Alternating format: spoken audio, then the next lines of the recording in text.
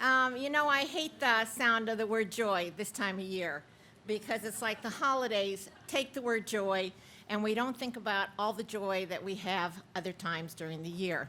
I met my first great niece 2 days ago, and her hand was so small she could barely hold on to one finger, and that was joy.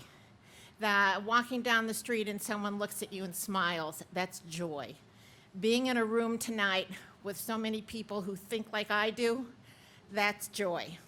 But I'm going to take you to a different place. When I was 20, my dad died, and I was daddy's girl, so this hit me really hard. And after he died, I started having panic attacks, but in those days there was no word for panic attacks, so I just knew I was having a roaming anxiety. And a few years later, my mother died, and the attacks got worse. And I never thought of it as an abandonment kind of issue because nobody had put it together yet.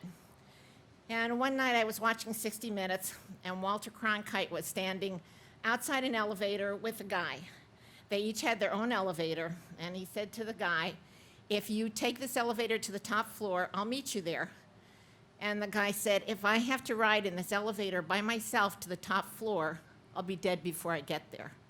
And I knew at that moment that what I had was called panic disorder, and this guy suffered from the same thing I suffered from. And it was weird. It was like I could drive down the street and an attack would hit me in the car, only when I was alone.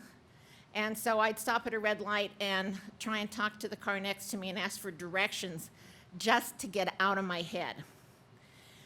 This went on for about 10 years. I had a prescription for Valium, but I was afraid to take them because I didn't know what they'd do to me. But I knew that if they were in my purse and I had an attack, I could take care of myself.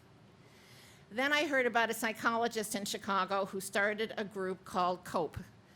Not a very clever name, COPE, but he guaranteed that in 6 sessions, we would all get rid of our panic attacks. And it was so visible who we were because we all got dropped off at the meetings. We never drove ourselves. On the 6th session, I drove myself. And I lived 10 miles away, so that was a long 10 miles.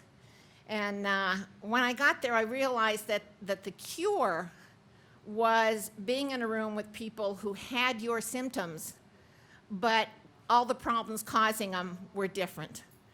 And the psychologist taught us how to get rid of a panic attack, not to let our heart get crazy, not to let crazy thoughts go through our head.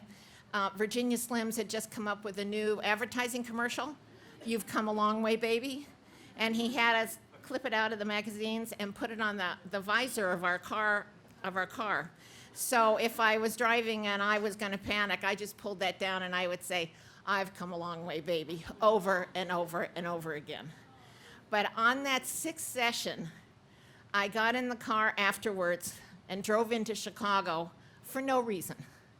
I drove into Chicago because I knew I was cured. I drove into Chicago because that was pure joy.